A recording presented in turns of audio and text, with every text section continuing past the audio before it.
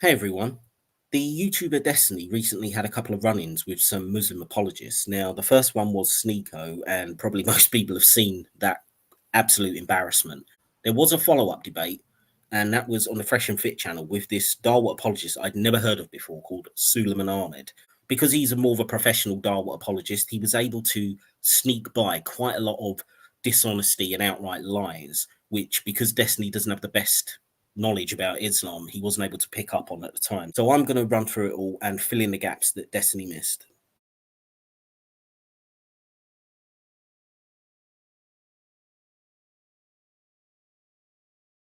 When he's mentioned about advancements, that's right in current times, but then obviously that's failing and it's ignoring the entire history, right? So what that demonstrates is you don't need to be a specific culture or religion, because if you look at history, it was many of the advancements that were made both in science, culture, literature, the Renaissance in terms of Greek philosophy, theology, science. All of it came from the Islamic civilizations.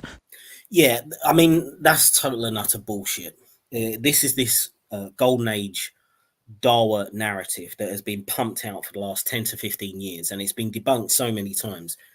Yes, certainly when the Muslim Empire had conquered places like Persia and invaded into India and other places, yes, they acquired a lot of territory that had a lot of very smart people, and there were also obviously going to be very smart Arabs as well.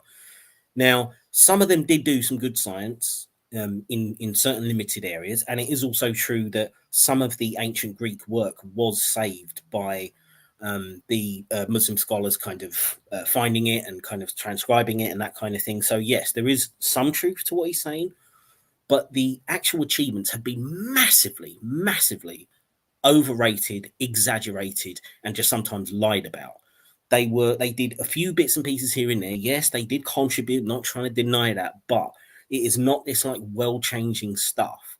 And quite frankly, the West has been far more culturally important in just the last couple of hundred years than Islam has been in its entire history. And Islam has also stagnated massively in the last 500 years.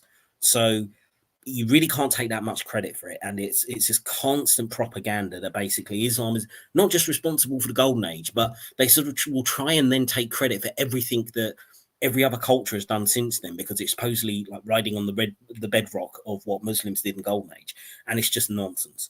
So that it wasn't, they weren't backward, they were actually visionary in the past. Obviously things develop, things change. In terms Yeah, things changed. Things got a lot better under systems which didn't have the same constraints that Islam puts on things like scientific development.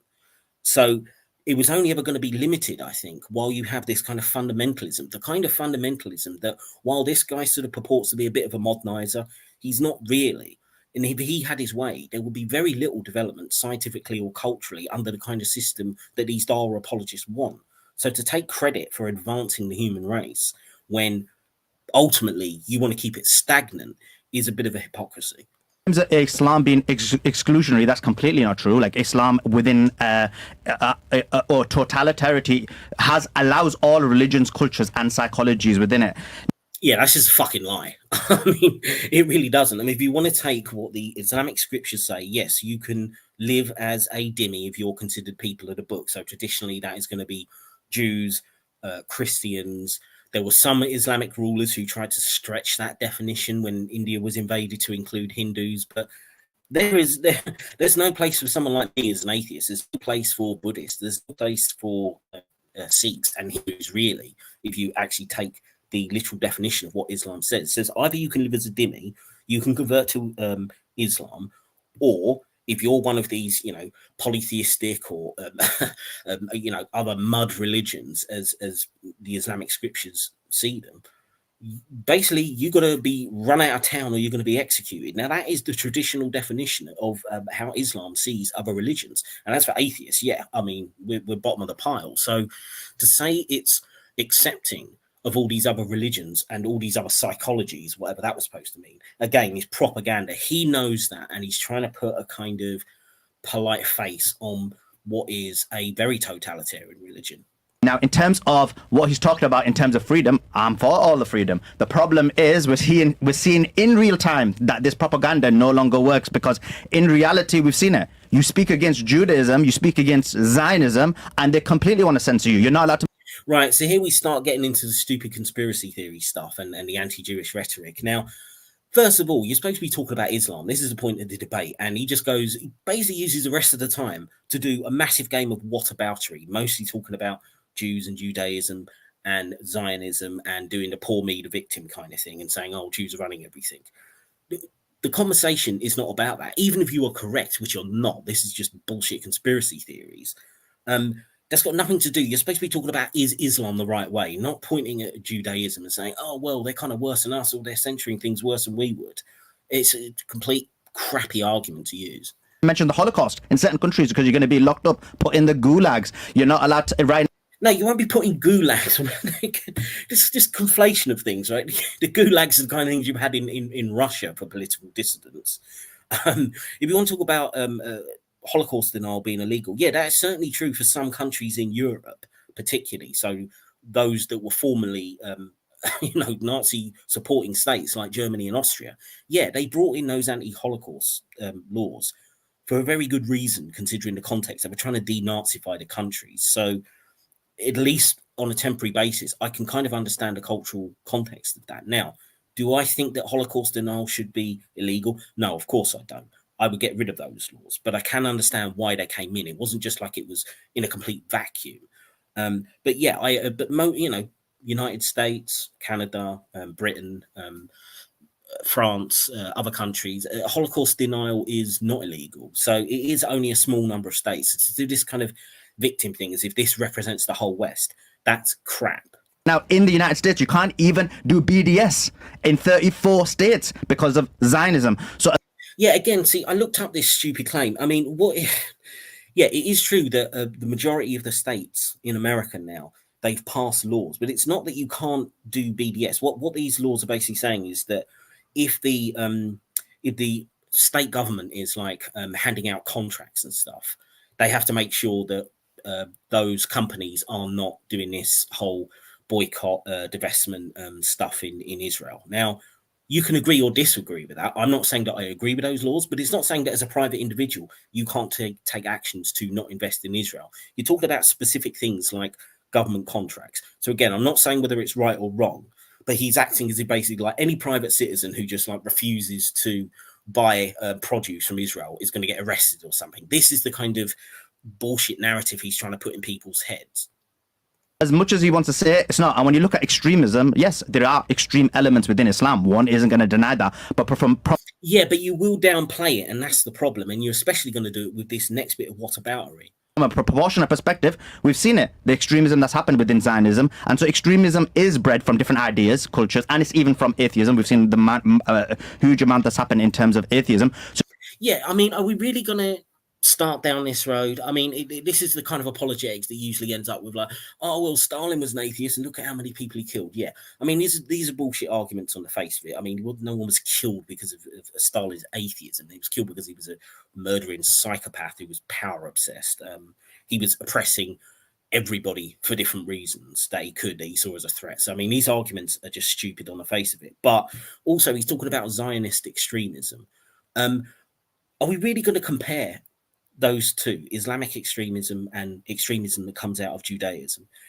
I'm not saying that there aren't, very orthodox religious nutcases in Judaism. Of course there are, but let's compare the kind of damage they do between those guys who are, they have all sorts of stupid, horrible beliefs. They're not going around beheading people. They're not going around doing suicide bombings or all the other kind of terrorist stuff that has happened from Islamic extremists. So to compare those two is, in my mind, just deliberately dishonest. Extremism is everywhere. Now, in terms of Islam, I've got no issue with people being Muslim, Christian. They can be what they want, right? No problem whatsoever. My issue is... Yeah, but that's your personal interpretation. The classic understanding of what Islam says is that when Islam is in power, you've got one of basically 3 or 4 choices. You convert to Islam, you accept dhimmi status if you're a Christian or a Jew, you leave the land, assuming there's anywhere else to go, or you die. Those are your options. Just because you've got personally no problem in a situation where, let's face it, you've got no power because you're living in the UK. I mean, based on your accent, I think you're from Yorkshire. You don't have the power to impose that. So you can sit there and say, oh, yeah, I don't have a problem. Yeah, because you can't do anything about it. Let's skip forward 100 years and, nightmare upon nightmare. Let's say that the UK suddenly became an Islamic country. I think your attitude might change then. So this is a load of nonsense. When there's dual standards. So someone like Destiny feels pretty chill about attacking Muslims, no problem, all good, as long as you're willing to debate the ideas, right? Well, I don't think Destiny was attacking Muslims. I mean, from what I remember, Sneeko jumped on his live stream and started talking a load of crap, and he basically just schooled him on the whole Aisha's age of marriage and consummation of marriage. That's all that happened. I don't think he went out of his way to seek Sneeko out. I'm sure he came onto his live stream.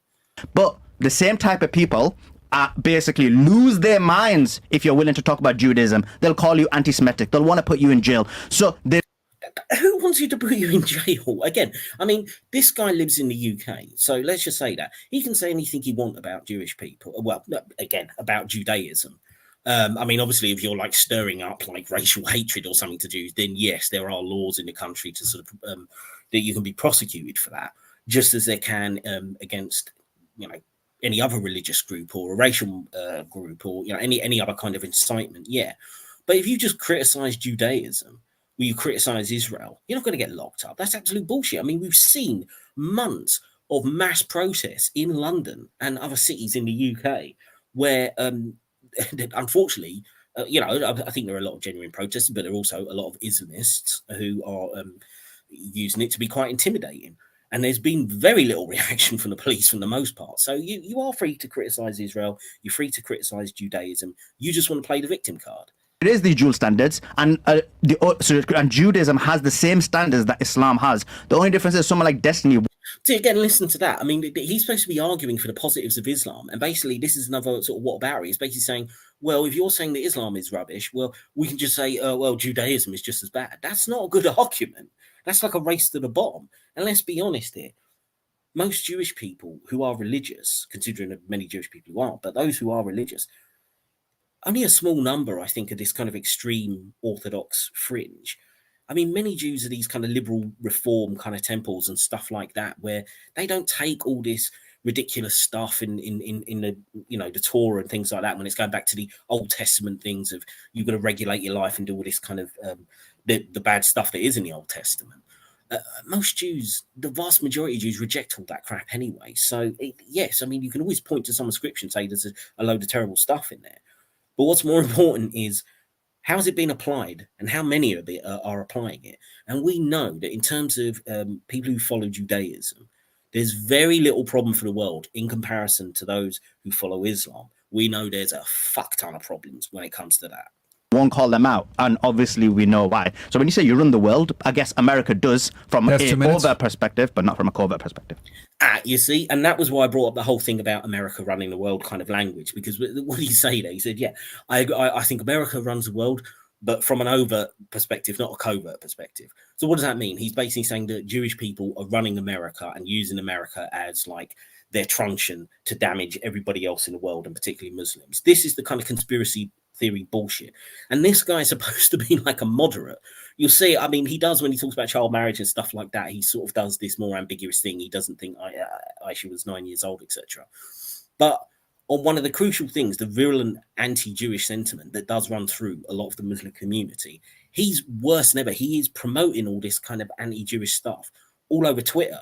I mean, he doesn't seem to have much of a following on YouTube. He's got about the same number of subscribers as I have. But on Twitter, I think he's basically got like 500,000 people following him because he's doing all this protesting Israel stuff.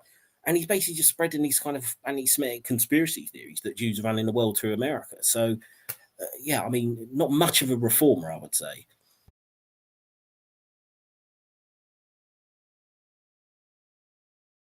I think you said Abdul. Okay. Your response to that? So first of all, let's take the last one. So yeah, you may have to worry about Abdul basically being an individual who doesn't follow the rules of Islam and basically has its ego, just like you probably be. I mean, how is that not following the rules of Islam? I mean, I mean, blasphemy is, you can get killed for that. I mean, I mean, apostasy and all these other things, when Muhammad himself said basically, you could be killed for leaving a religion. I mean, yeah, by whose measure are you saying they're not following the rules? You're worried about Weinstein getting angry with you and stabbing you because you went against Judaism. Or, for example, if you're walking in... When has there ever been an example of some Orthodox Jewish person called Weinstein or whatever else that stabbed someone for saying something against Judaism? I mean, maybe there's been some incident like once in Israel, maybe, but we're really going to say that? Does anybody think they're at risk of being stabbed by like a conservative Jewish person if they say something mean about Judaism? I mean, what fucking planet are you living on? Israel, just because you're Christian, getting spit on, or if you're basically... Oh, getting spit on by a Christian, that's the same as being beheaded by someone from the Muslim community. Again, these comparisons are pathetic. A different religion, if you're a Muslim or Christian, being killed by Brett Weinstein or whatever the name is. So you've got this... Again, give any example of anyone being killed by Jewish and Christian extremists for like taking the piss out of religion. I mean, that's happened, say, in the last 50 years or something. I mean, sure, you can go back to earlier centuries when Christianity was a lot more hardcore in Europe and North America. Yeah, sure, you're going to find that. But I mean, these days, come on. Ideas in many cultures. In terms of what you said, of course, we received democracy from the Greeks, but you know how we got that information from the Greeks? It was from the Muslims. And you're right, civilized. Yeah, I mean, as I acknowledge, I mean, you did copy a certain amount of Greek text, but the knowledge and the ideas didn't come from the Muslim world. They were simply copying some of the text. And quite frankly, since most of those democratic ideas are rejected under classical Islam, you can't exactly take credit for them. It's like, yeah, okay, well, thanks for doing the photocopying for us. That's about as much you can take credit. You didn't add anything to it.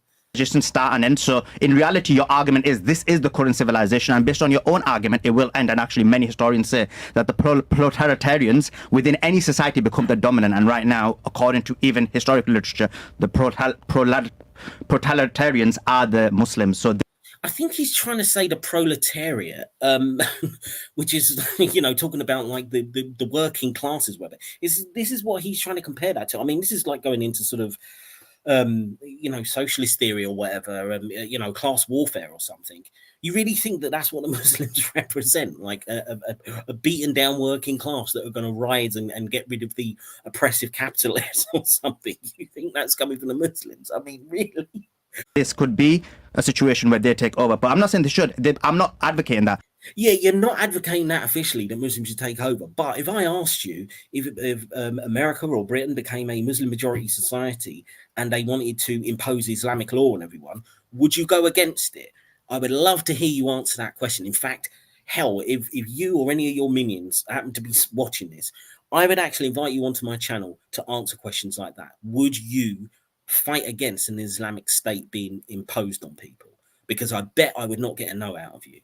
I'm just from a historic perspective. When you're looking at civilizations come and fall. I have no issue. I'm not trying to advocate that Islam should take over. That's not my point. My specific point about it is whether you're able to, someone like Destiny, able to attack Islam, and he's fine. He even said, I hate Islam, sorry. But he would never say about, I hate Judaism, even though Judaism is much more extreme.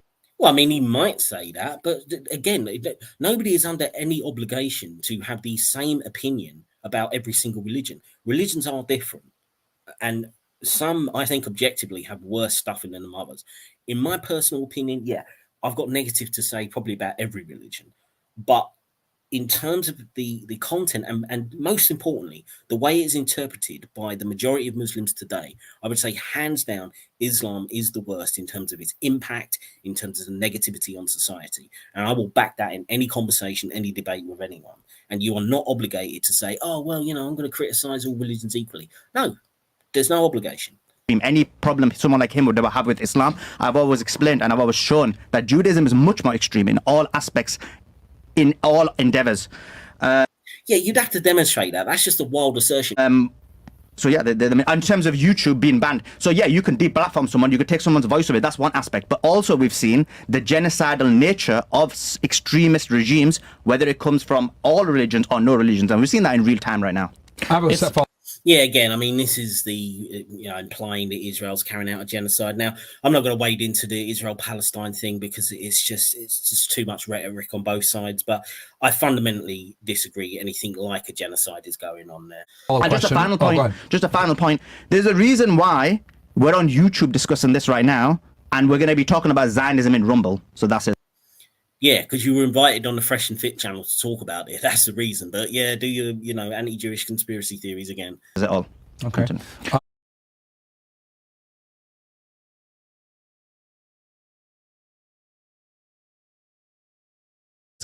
Yes, you would be banned in all forms of social media if you said Jews try to basically bite the foreskin. I mean, he's literally just said it and you just repeated it. And I'm reviewing this video a couple of weeks later. No one's been banned. Lucas Gage is a I've tweeted this out before. Lucas Gage is a prime example of someone who calls Jews out and completely is banned. So you would, in terms of death threats, I mean, I've had a huge amount of death threats from Zionists, right? And does anyone really believe that? Yeah, you've had a huge number of death threats from Zionists. I would love to see the receipts on that, because that just sounds like you're making it up, because you know that death threats and Islamism go along hand in hand. I've had my name on a missile, so let's not pretend that this is only happening one way, right? And proportionally, this. No one's saying it's happening one way, but yeah, I mean, for you to pretend that it's anywhere like the kind of death threats that critics of Islam get, you're fucking dreaming, son. 2 billion Muslims. There's only a small number of Jews, and yeah, the death threats are disproportionate. In terms of bullshit. Of when you talk about Marinano, it's someone like you as an example that you would be willing to mention that. And again, you probably, and I know you don't know the epistemology and the hermeneutics behind that argument, but you wouldn't mention about Judaism, which literally says marry 3-year-olds. And this is an example of when we mentioned. Well, I mean, I'm not sure if that is true or not, but I'm sure if it is true and there were loads of Jews going around saying that they support that, then yeah, I'm sure Destiny and I and everybody else who critiques Islam for this would be critiquing Judaism and the Jews who would support that. But once again, I'm not sure if it actually explicitly says that in any of the Jewish texts, and certainly I don't know any, there's very few Jews who would support that.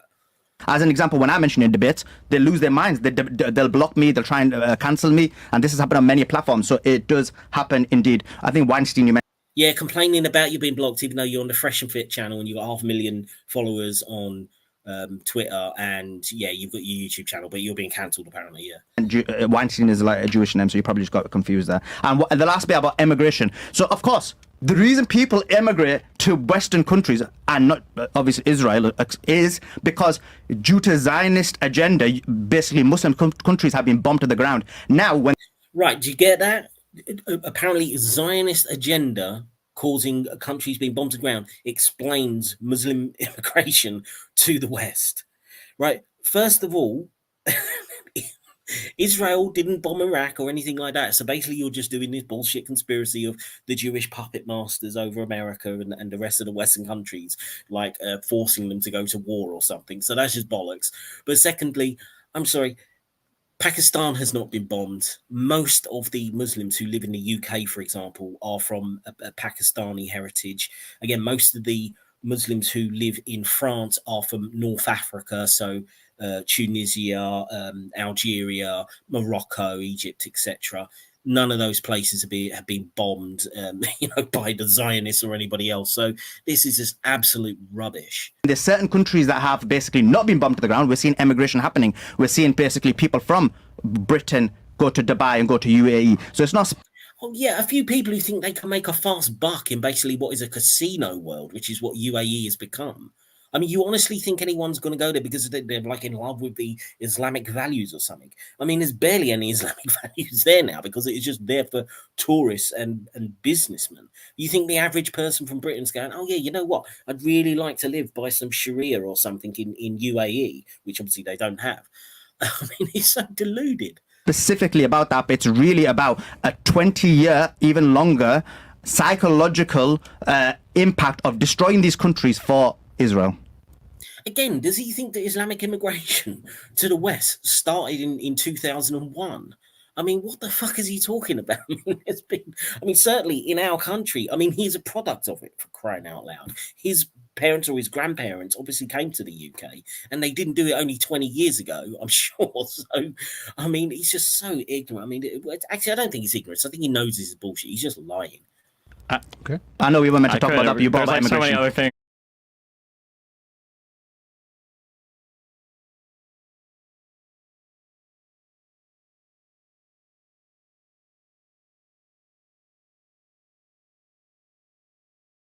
Jesus is like the prime example of if every single person on the planet could be a particular figure, he would be the one that you would want to be like.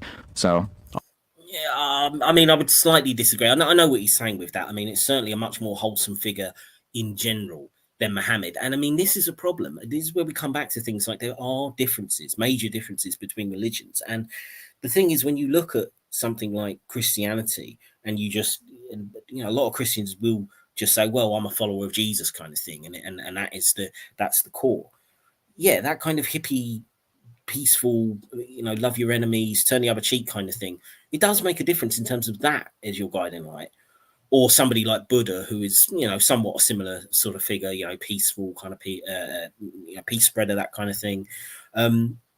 Compared to somebody like Muhammad, who by the Islamic sources show that he was he was a military commander. He built an army and was attacking other people, taking over territory, building an empire. I mean, very much a real flesh and blood human with all the real problems that causes.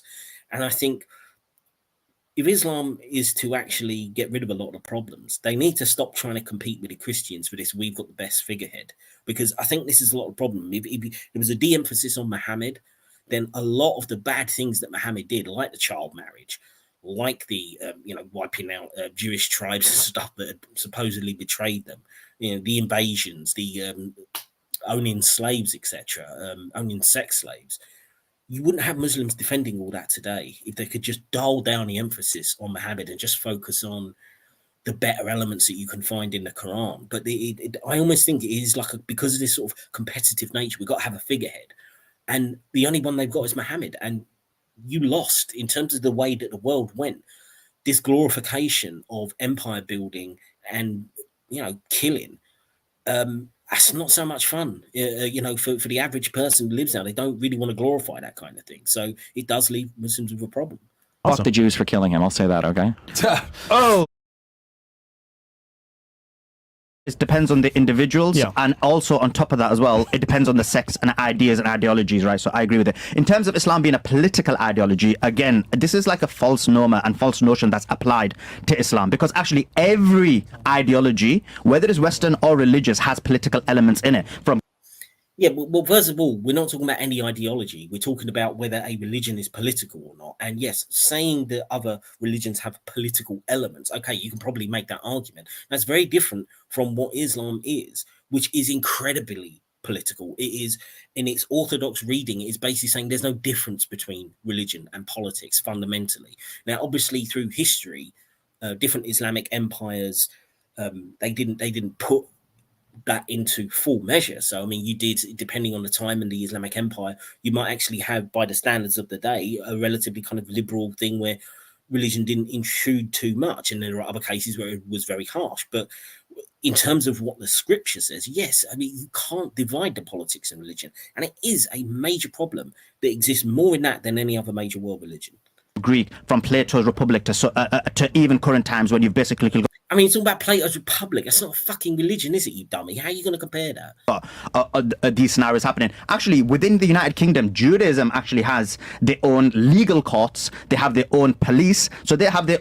Right, two things there, because, again, Destiny's not going to pick up on this sort of stuff, and I don't blame him because he's not from the UK, but I am. So let's just quash this particularly obnoxious piece of distortion and lies here. Number one, they don't have their own police. Okay, there are things like the Jewish Police Association, which is just the existing Jews who happen to be policemen or women have their own association for talking about the interests of Jewish people within the police force. But that's not a separate police force. I mean, there's also a Muslim police association and a Black police association. So it's that kind of thing. So no, Jewish people do not have their own police. Again, there are Jewish volunteer forces that protect particularly Orthodox communities, like the ones I know in London here. But again, they don't have any police powers or anything. They're no different than somebody trying to do a citizen's arrest. There are no Jewish police. Secondly, in terms of Jewish courts, what he's actually talking about is it's an unfortunate situation, actually, because it does allow Sharia courts to come along. But essentially what they are is they're arbitration services. Under UK law, if parties can agree, they can go outside of the normal kind of sort of small claims courts and these other things for dealing with kind of non-criminal issues. and they can, civil matters, they can go to a religious-based court as long as all the parties agree on it. But it still has to kind of adhere with UK law, etc. So it's not a court. It's like you have Jewish arbitration services, just as you do with Muslims and other religious groups. Now, unfortunately, the only one that I understand is really abusing this are the Muslim ones, because they have tried to turn them into a Sharia court by essentially imposing kind of the restrictions and limitations on women in terms of inheritance and in terms of rights to the children and stuff. And because they are pressured for religious reasons, they often end up accepting extremely misogynistic judgments by all male panels on women. So they are a major problem from the Muslim side. I'm not sure. There may be some of those similar issues in the Jewish ones, but I've not heard of it. But they're not actual separate courts, they're arbitration services. So again, that's just... And I know I've just gone on long there, but it just shows, just in a few seconds there, he's able to just tell some fucking absolute lies here. And again, I don't blame Destiny for not picking up on this, but this is why I think it's important that you see the dishonesty of this kind of person. You're just going to slip that crap in. Well, this is what I'm here for, to fucking take you apart on it. Own kind of political framework, even within Western countries. So when people make that argument, it's basically based on either propaganda or they've seen certain extreme elements within Islam and assuming and basically applying that to everybody else. But everybody... Well, no, it's not applying it to everyone else. But what it is saying is that those extreme elements are far larger than in any other religion, certainly today.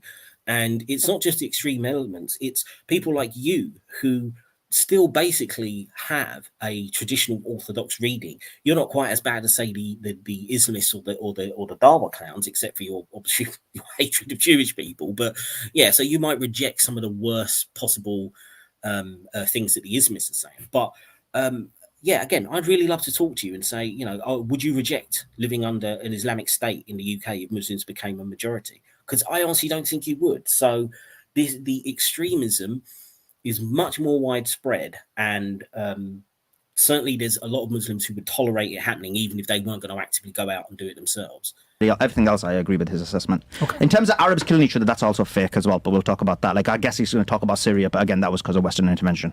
I mean, again, I mean, to say that Arabs haven't killed each other, you've only got to look through history. I mean, there's plenty of it, but also, I mean, again, I mean, you're looking at and certainly Arabs are in Sudan, for example, the Janjaweed, who is now but sort of molded into this new group that are going around killing kind of non-Arabs in Sudan. That's quite a real phenomenon. You had the civil war in Yemen as well, which is Arabs killing Arabs. So this is all fake news, is it? I mean, come on. Okay. Right. Okay. There is a section there where they go on particularly about the October 7 attacks from Hamas in Israel. And there's a long section of that. I really don't want to get into that. Most of it's just arguing about media reports. So I'm not really interested in getting into Israel-Palestine conflict. So I'm just going to do this last little bit where child marriage comes up. What is the age of consent in Islam, you would say? Right. I'm going to stop it there because this is important. The question was, what is the age of consent in Islam? And regardless of all the rhetoric this guy talks, he never actually answers that question. So that should be a fucking red flag for everyone. How do you know Aisha was 9? See, immediately dodges to, how do you know Aisha was 9? Didn't answer the question. Because I think it said she was like playing with the dolls. Now, how do you know she was 9? Where do you get that information from? Don't they give the age in the Quran for her? It's not in the Quran. Fake news. Okay, where is it?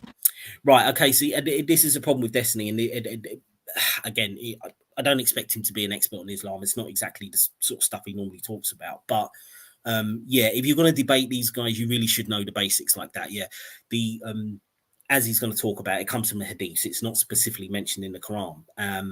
But that's actually worse for you because, as a lot of the dawah apologists have said, without the Hadiths, you can plausibly say there is no lower age limit set in the Quran for marriage and consummation of marriage. So potentially you could marry even younger. So this argument does not help you in the way you think it does, Sulaiman. You tell me. You're the one who talks about it more than anyone I know. I asked Nico about it because he was the one coming on as the religious expert. Talked about I'm not Muslim. No, you've talked about it. No, listen. Yeah? It's fine. You can talk about anything. When you talk about it, you should be educated on it. You've talked about it on social media. You tweet about it. I want to know where you got the information from. Really easy. I got it because it triggers the fuck out of Muslims. That's why I bring it up. But if Yeah, I mean that is true, but yeah, I mean he is right. He should be educated on it, but also if you are educated, you shouldn't distort it in the way that you're about to. Because here's the reality. Because here's the reality. You can tell me that it's not found anywhere in the Quran, but when I bring up, hey, Aisha was 9, and I start getting death threats, it feels like people want to fuck 9-year-olds. That's the feeling that I get. Now, if it's the case that like, where are you even getting this from, bro? That's not even true. Then they would just say it. But instead, there's like literally a plethora. There's more defenses of fucking 9-year-olds from the world of Islam than there is from the entire world of fucking libertarianism. Okay, like when you go online, there's like 50 million different videos that talk about why Aisha she was actually really developed for 9 years old, and the dolls she was playing with were actually like super Barbies for like adolescents or teens or whatever. Again, you're going into propaganda. The point is, you do not know where you got it from. So this is the. I mean, he's not going into propaganda. All that does exist on there. The only thing you've got him on is the fact that it doesn't say in the Quran about the age of Aisha. It's in the Hadith. That's all you've got him on so far. Problem when people don't have the education or knowledge, they literally try and blag it, right? So in reality, well, he's not trying to blag it. I mean, again, it was Sneeko came onto his live stream, so it wasn't like he went out there making these accusations. And this is the issue you have. You do not understand how Islamic epistemology and hermeneutics work. It is not mentioned in the Quran. And according to Muslims, the Quran is certain knowledge. And then you have basically other things, such as Hadith, such as the opinion of the scholar, which is not considered certain knowledge. Some people agree with it. Some people disagree with it. It could be false. It could be true. It's not certain information. Yeah, but the point is there are categories of Hadith, and anything that comes out of these 6 major collections, which is things like Bukhari, Muslim, etc., the big 6 as they're known, they are considered Sahih Hadith, so therefore they are supposed to be accepted as authentic. Now, yes, within that there are additional levels of, yes, if this chain of narration comes from one person, then it's got a particular name, and if it comes from a chain of narration from more than one person, then that's got a higher grading and stuff like that. But the point is, everything in Bukhari, which is where many of these hadiths come from, and also Muslim, they are supposed to be accepted, and that is how the vast majority of traditional Muslims do accept that these are authentic. So when you say Aisha was 9, this is mentioned in Hadith, but there is all the alternative Hadith that basically give the idea that she was actually more older than 9. She was 18. So yeah, I mean, I haven't bothered to go and look up this apologetic because I've not heard it in a long while. Yeah, there are a few people who try and do this mental gymnastics and say she was 18. I've not looked at it in a while, and he doesn't really give any details of it, but it's mostly bullshit. I remember a few years ago looking at this, and it's really bad evidence to try and make this claim. If your position is that, look, having sex with 9-year-olds is pedophilia, I agree with you, right? But even though I've seen videos of you trying to basically Isn't the hadith that it comes from like one of the, which hadith is it? Isn't one of the most cited, most trusted hadiths, or is this just one part we don't like of it? No. So the hadith, so any hadith. Well, it's in more than one hadith collection, but there's several examples of the hadith extensively in Bukhari, which is considered the most trusted of the hadith collections. And this is the problem. Any hadith, what we have is basically passed on from one person to another, to another, to another. So any hadith, every single Muslim scholar will tell you, epistemologically, is probabilistic knowledge. Probabilistic means it could be right or it could be wrong. It could. Yeah, but again, you're being dishonest. That is true, but the point is, in Bukhari, all of them are considered Sahih hadiths that should be accepted. They are considered the high enough a probability that you shouldn't deny them. That's a fact that you won't acknowledge. This is why you're being very tricky and kind of distorting things with the way that you're framing this. Be true, it may not be true, and therefore it has no tenets when it comes to Islam. So if someone was to reject, example, the hadith about Aisha being 9, he would not leave the fold of Islam because not rejecting the tenets of within the religion. So well, I mean, you can claim that, but I've already seen from some of the reaction of your dawah contemporaries, you are not popular, mate, and they are basically saying that you are a degenerate heathen. You've left the fold of Islam. You're a secret liberal. You're trying to destroy Islam. So, I mean, tell that to your contemporaries. Being 9, so my position, she was 18, as an example, right? So because I think that hadith has epistemological issues, as well as the person who narrated that hadith has memory issues. So again, this is an attack on Islam. This is an attack on that specific, or people, anyone who believes that hadith, or for example, the hadith. Sure. Because Islam, why don't Muslims just say that then? Because the reason when you bring it up, it's not based on academia, epistemology, anything like that. It just triggers people. No, you do it to basically attack people. So yeah, I do. Well, he's not really attacking people, is he? He's attacking the idea. I mean, yeah, it's certainly true that there are fringe numbers of Muslims who reject this, particularly people who are Quranists, who basically reject all the hadiths. And they do reject this whole 9-year-old thing, and good for it, by the way. I mean, I would encourage as many Muslims to reject this idea that having sex with a 9-year-old is okay. But as this guy's going to admit, the majority of Muslims do see these hadiths as authentic.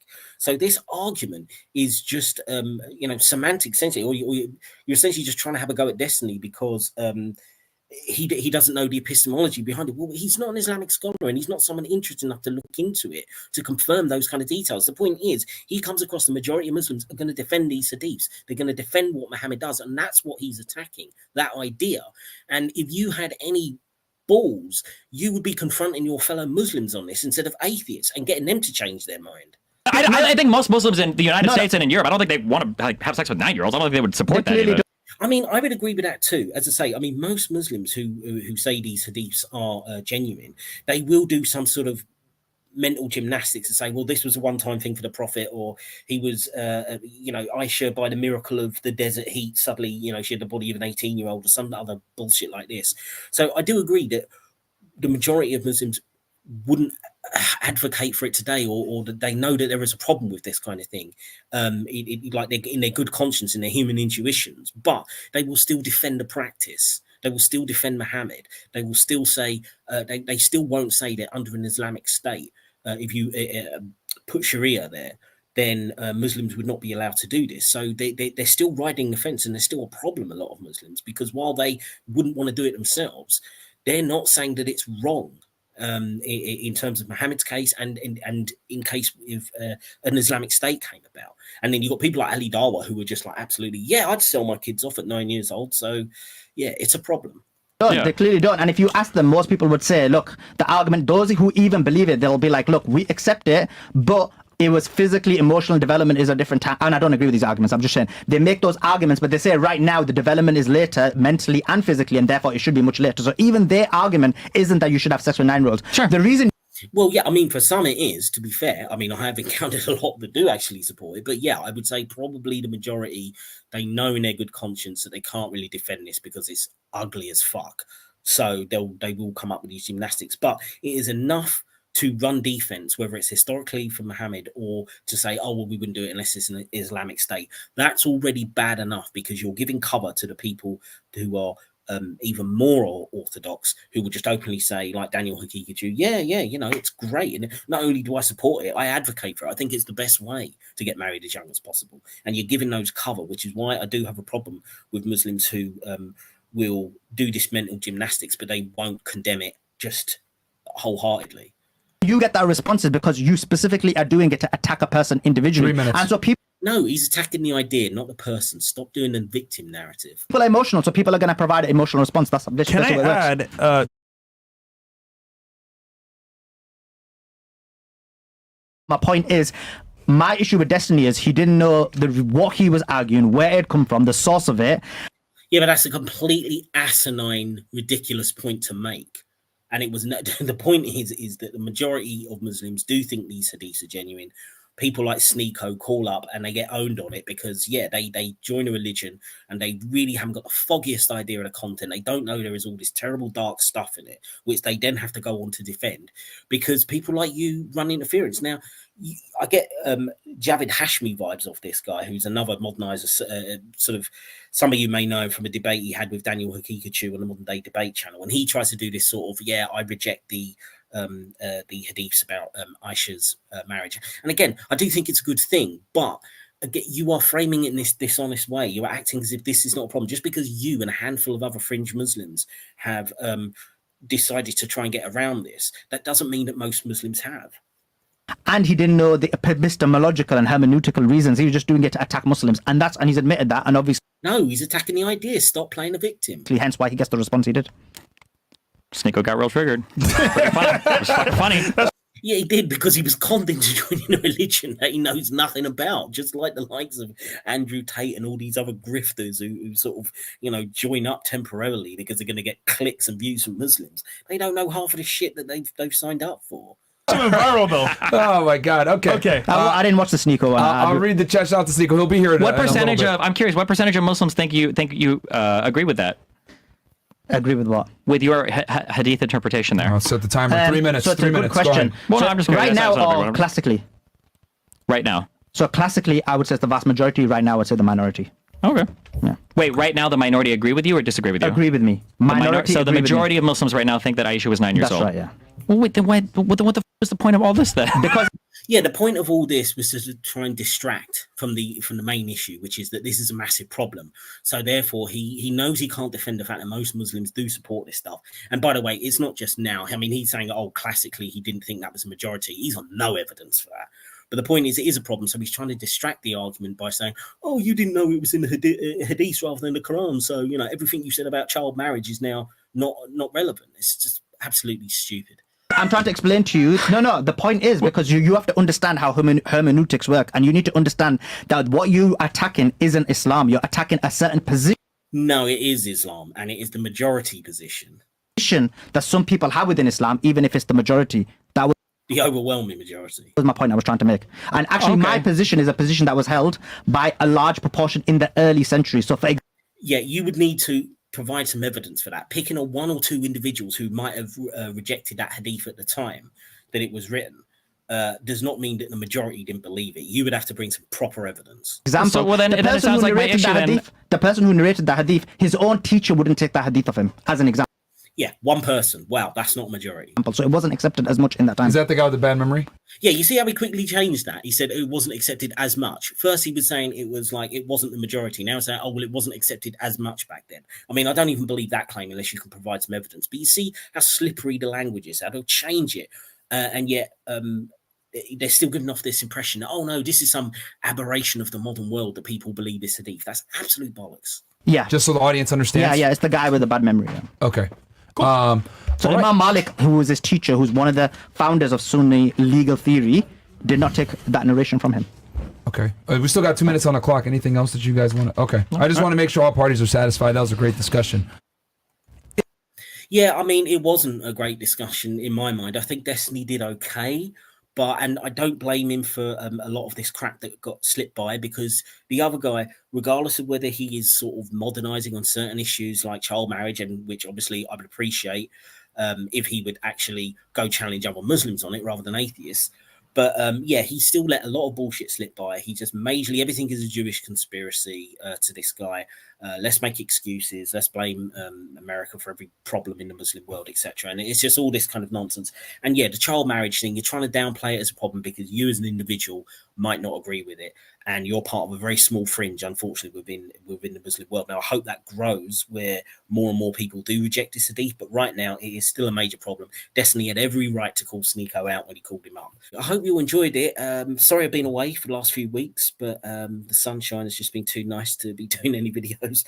And yeah, I'm sorry this is a long one, but there's a lot of content in there to get through. So I hope you all enjoyed it. I'll have a new video out in the next 1 or 2 days, and I will see you then.